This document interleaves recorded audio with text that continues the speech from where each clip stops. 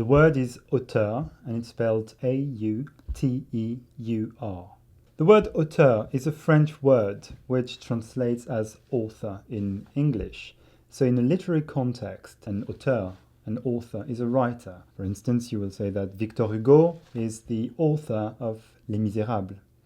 But in a cinematic context, the term auteur has a different meaning. An auteur is a director who has a particular style, a very distinctive style with a visual signature, and whose films tend to convey recurring themes. An iconic contemporary auteur would be Quentin Tarantino. His cinema tends to convey recurring themes such as revenge, for instance. When you go and see a film by Tarantino, you expect to see a lot of violence, which can be seen as a bit unsettling, which can be perceived as unsettling for some, but which at the same time is quite visually pleasing. And of course, one can expect a lot of intertextual references to Asian cinema, American B-movies, or French films from Jean-Luc Godard, for instance. French film critic Alexandre Astruc published a very important essay in 1948 called La caméra stylo, the pen camera. Astruc argues that a filmmaker should use his camera in the same way as a writer uses his pen to write a novel. So instead of writing with ink, a filmmaker should write with light, with images. So it's not just about the content, it's not just about the plot, it's also about the form, how things are shown on screen, how things are filmed. A film critic known as François Truffaut published a key article when he was only 22 years old called Une certaine tendance du cinéma français, a very aggressive attack on the cinema that was being made at the time, which he refers to as Daddy's cinema, le cinéma de papa. It's a form of cinema that could only be enjoyed by the old generation. The newer generation, the young generation, couldn't really identify with this cinema.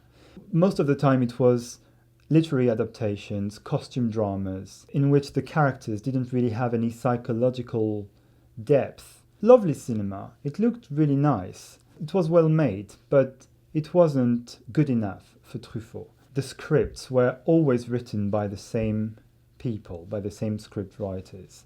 And that is problematic because according to Truffaut, an auteur is someone who takes part in all the processes of filmmaking, script writing, of course, editing, cinematography, which means that there is only one auteur per film. During the Second World War, all American films were banned in France. So after the Second World War, there was a backlog of all these films. When Truffaut and other critics watched these films for the first time, they were absolutely amazed, were actually in awe of American filmmakers such as John Ford, Howard Hawks, and of course Alfred Hitchcock.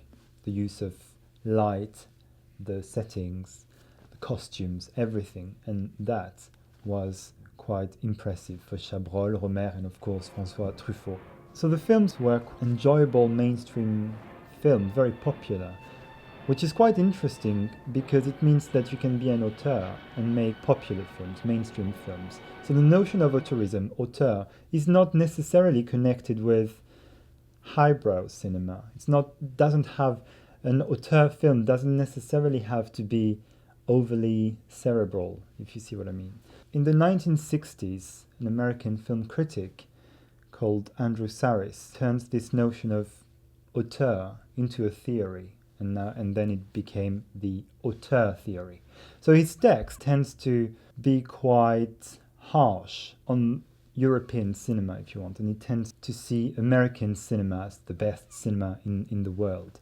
Auteurism is a notion that we have unconsciously incorporated into the way we perceive and talk about cinema. When you say, I'm going to go and see a Tarantino film, instead of saying the actual name of the film, by doing this, you're turning Tarantino into a brand, and you expect things from a Tarantino film. Auteurism has certain limitations, and I'm going to talk about this in relation to Citizen Kane, which is a film by Orson Welles. Citizen Kane is regarded as such an important film because of its cinematography and its script. The script is from Herman Mankiewicz, and the cinematography is by Greg Toland. But when people talk about Citizen Kane, they tend to forget about these two men who had a massive impact on Citizen Kane as a final product. The term auteur can be seen as a bit unfair because it tends to leave aside the people who have taken part in the filmmaking process. The term auteur focuses mainly on the director. Nowadays, the notion of auteur can evolve. We can go and buy a camera for next to nothing, and everyone can make films, which in a way turns you into a bit of an auteur. So, can everyone be an auteur nowadays? Maybe.